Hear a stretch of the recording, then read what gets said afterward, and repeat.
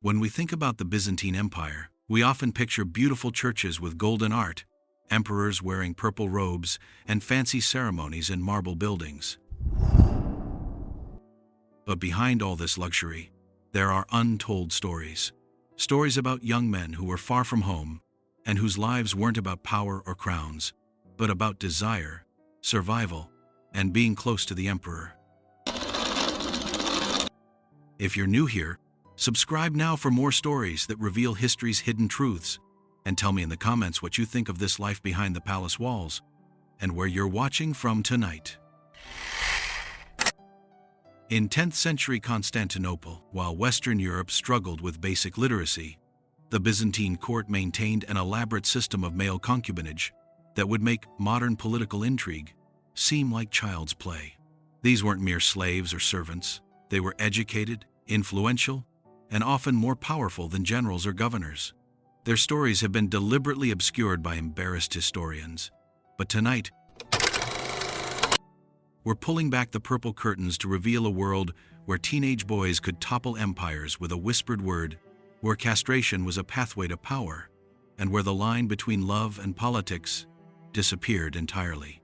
You are 12 years old when the soldiers come to your village.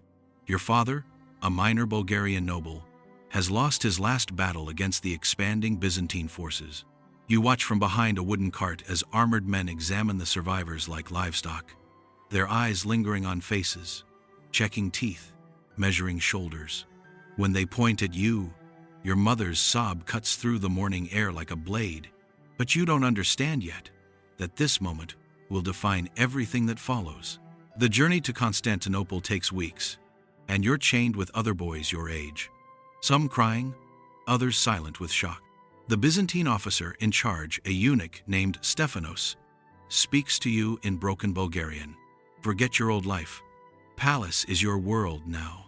His words mean nothing until you see the great palace rising from the Bosphorus like a vision from another realm.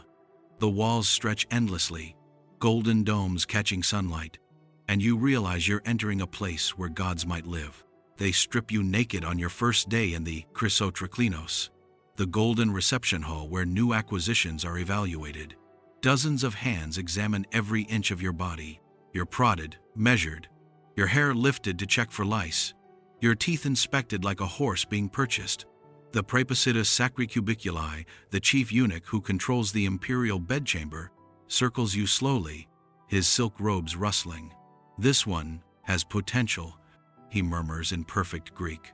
The bone structure is excellent, and look at those eyes. You don't understand the words, but the tone makes your skin crawl. A palace physician examines your genitals, checking for disease or deformity that might affect your value. Your price is recorded in a leather-bound ledger, 47 gold, numismata, more than most families see in a lifetime.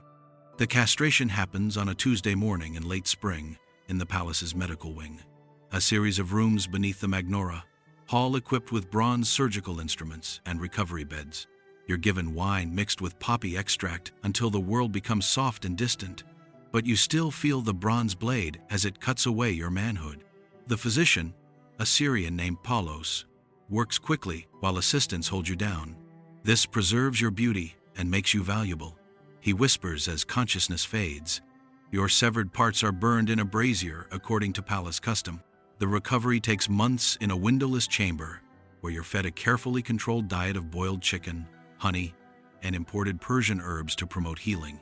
Daily treatments with silver nitrate prevent infection, while regular applications of rose oil keep the surgical site supple. You learn that some concubines die during this process. The records show a 30% mortality rate, though this statistic is never mentioned to new arrivals. While you heal, your education begins in earnest in the Scholae Palatinae, a complex of teaching rooms adjacent to the imperial library. Greek comes first, beaten into you by a pedagogue who strikes your knuckles with a wooden rod every time you mispronounce a word. You must master not just conversational Greek, but the elevated court dialect used in imperial presence. Latin follows, then rhetoric, theology, mathematics, and the delicate art of reading ancient texts aloud, with proper pronunciation and emotion. You memorize entire books of Homer, Learn to debate theological fine points about the nature of Christ, and study the genealogies of noble families across the empire. Music lessons teach you to play the kithara and sing in the pure, high voice that castration preserves. Dancing masters from Armenia teach you the graceful movements expected in imperial ceremonies. Your instructors are themselves former concubines who survived the system and now perpetuate it. They teach you more than subjects. They teach you how to read the micro-expressions that reveal an emperor's mood, how to walk with calculated grace, how to make your voice carry just the right note of submission mixed with intelligence. Failure to master these skills results in reduced food rations and additional hours of study that stretch past midnight. Your living quarters reflect your rank precisely. As a Spatharios, you're assigned a cubicle in the Kubuklion, the concubine dormitory, measuring 8 feet by 10 feet, with a narrow window overlooking the palace gardens. Your bed is a wooden frame with a horsehair mattress covered in linen sheets that are changed twice weekly. A small wooden chest holds your possessions, silk chitons, in colors that indicate your rank, deep blue for your current level, with purple trim forbidden until you advance, soft leather slippers, a bronze mirror, and personal items like a bone comb and small ceramic vessels for perfumed oils. The walls are whitewashed stone decorated with a single religious icon, a requirement for all palace residents. Higher-ranking concubines enjoy private chambers with marble floors, frescoed walls, and furniture inlaid with ivory and gold. The Primicerius occupies a suite of rooms with his own private bath and a small library. The current emperor, Constantine VII, is a scholar who appreciates beauty but values conversation more than mere physical pleasure. As you're led through corridors lined with guards who won't meet your eyes, your heart pounds so hard you're certain everyone can hear it. Constantine VII sits behind a desk covered in manuscripts, his purple robes making him look like a figure from a religious icon. When he looks up, his eyes are kind but calculating. "You're the Bulgarian boy," he says in accented Bulgarian, and your surprise at hearing your native language makes him smile. "I make it my business to know something of all my possessions. Tell me, what do you think of Plutarch's observations on the nature of power?"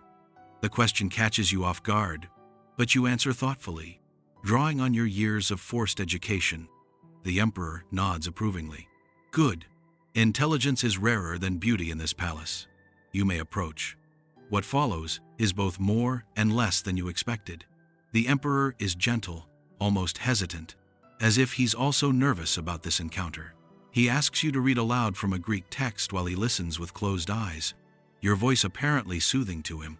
When he finally touches you, his hands are soft from years of handling manuscripts rather than weapons. The physical intimacy is surprisingly brief. What he seems to crave is the comfort of another human being who poses no political threat. Afterward, he talks about his loneliness, his fears about the empire's future, his frustration with advisors who tell him only what they think he wants to hear. You return to your quarters before dawn, and the other concubines immediately crowd around you. "What did he want?" asks Nikephoros, a Greek boy who's been the emperor's favorite for 2 years. "Did he give you anything?" The questions come rapidly, and you realize that every detail of your encounter will be analyzed, weighed, and used to determine your position in the palace hierarchy. You learn to share just enough information to satisfy curiosity, while holding back details that might be used against you. The hierarchy becomes clear quickly. At the top sits the Praepositus Sacri Cubiculi, currently a middle-aged eunuch named Basil, who controls every aspect of the concubine system. Below him, the Primicerius, the emperor's current favorite, holds precedence in all court ceremonies. You enter as a Spatharios, a middle rank that grants you silk clothing and a private cubicle but requires you to serve at table during formal banquets. The competition for advancement is fierce and often deadly. Your daily routine becomes a carefully choreographed dance of preparation and waiting. You rise before dawn for mandatory prayers, the irony not lost on you that you're asking God to bless an emperor whose bed you'll likely share. Morning preparation takes hours, your body scrubbed with pumice stones imported from volcanic islands, oiled with Persian unguents that cost more than most people earn in a year, dressed in silk, whose color indicates your current standing. You eat breakfast in a triclinium, where seating arrangements reflect the previous night's imperial favor. Every placement a public statement about your rise or fall in the emperor's affections. The sexual expectations vary dramatically based on the emperor's personality and needs. Constantine VII prefers intellectual companionship, seasoned with gentle physical affection. He'll have you read poetry while he rests his head on your shoulder, or ask for your thoughts on theological questions, while his hands explore your body with absent-minded affection. Other emperors you serve later will be different. Nikephoros II Phocas, the military commander, demands vigorous encounters that leave you bruised and exhausted. He treats your body like a battlefield to be conquered, his passion fierce but impersonal. You learn techniques that would make experienced courtesans blush. The palace maintains a library of erotic texts from across the known world, Persian manuals on the art of pleasure, Arab treatises on prolonged intimacy, Indian texts with illustrations so explicit they're kept in locked cabinets. You study positioning, breathing techniques, the use of oils and devices designed to enhance imperial pleasure. The most important skill is reading mood, knowing when the emperor wants passion, comfort, or simply warm human contact. The political dimensions of your role become clear gradually. During intimate moments, emperors reveal their true thoughts about advisors, military strategies, and potential threats. You learn that the general everyone respects is secretly negotiating with Arab raiders, that the patriarch is embezzling church funds, that the emperor's own brother is plotting rebellion. This knowledge makes you valuable but also dangerous. You know secrets that could topple governments or start wars. Your influence grows subtly but steadily. When Constantine VII asks your opinion on a tax proposal, you realize he's genuinely interested in your perspective. Your years of education have given you insights into how policies affect common people, something his other advisors lack. You begin to understand that your position gives you a unique form of power. You can influence decisions that affect millions while remaining officially invisible. The competition among concubines is brutal and sophisticated.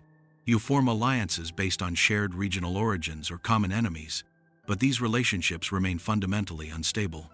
Michael, a Georgian boy who arrived the same year as you, becomes your closest ally until you discover he's been reporting your conversations to the Praepositus in exchange for better assignments. The betrayal teaches you to treat every relationship as potentially transactional. The economic aspects of your existence are carefully managed. The palace maintains detailed records of your value, initial purchase price, training costs, annual upkeep expenses. You begin to accumulate wealth through imperial gifts, political services, and carefully managed investments. A single piece of jewelry given by a grateful emperor might be worth more than your father's entire estate. You learn to convert these gifts into liquid assets, building a financial foundation that might ensure your survival if imperial favor disappears. Your relationship with the legitimate imperial family is complex and varies dramatically based on individual personalities. Some empresses view you as a threat to their sons' inheritance prospects and work systematically to eliminate male favorites.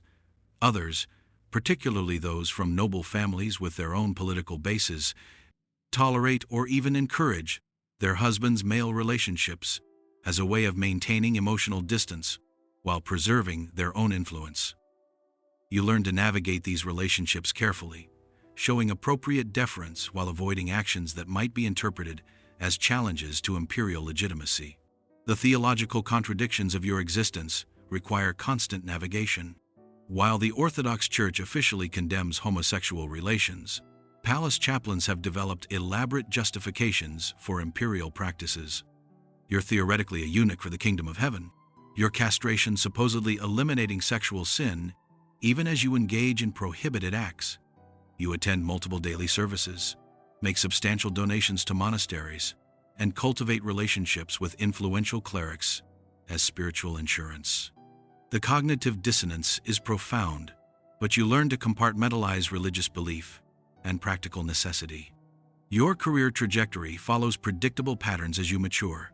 Initial favor based on physical beauty gradually gives way to influence based on political acumen and administrative skill.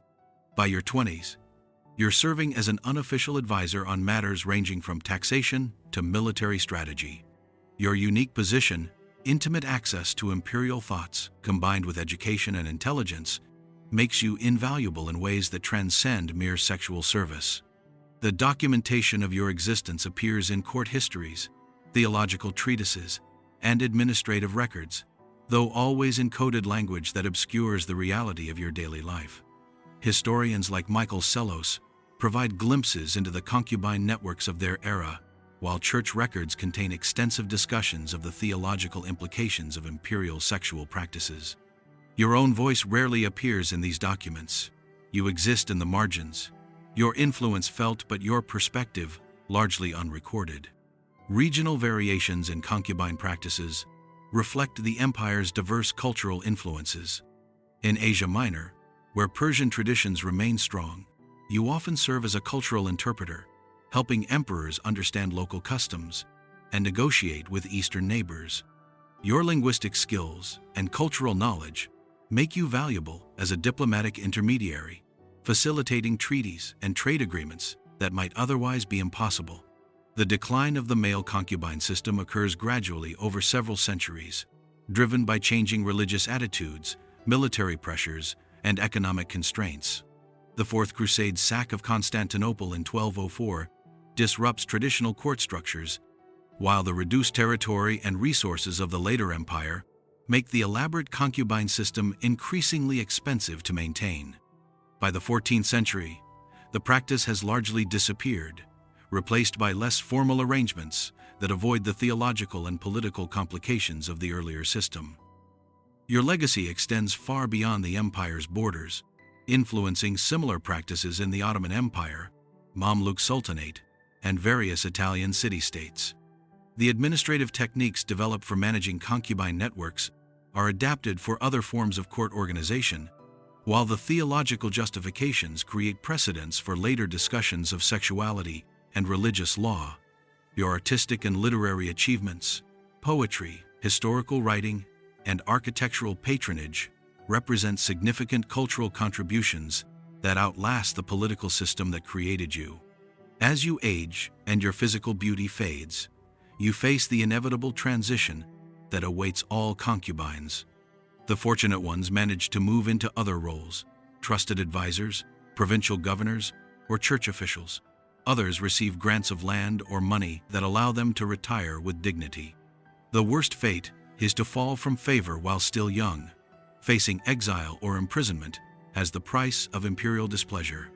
You've seen all these outcomes in your years at court, and you plan carefully for your own future, building networks and accumulating resources that might ensure your survival in a world where imperial favor is the only currency that matters.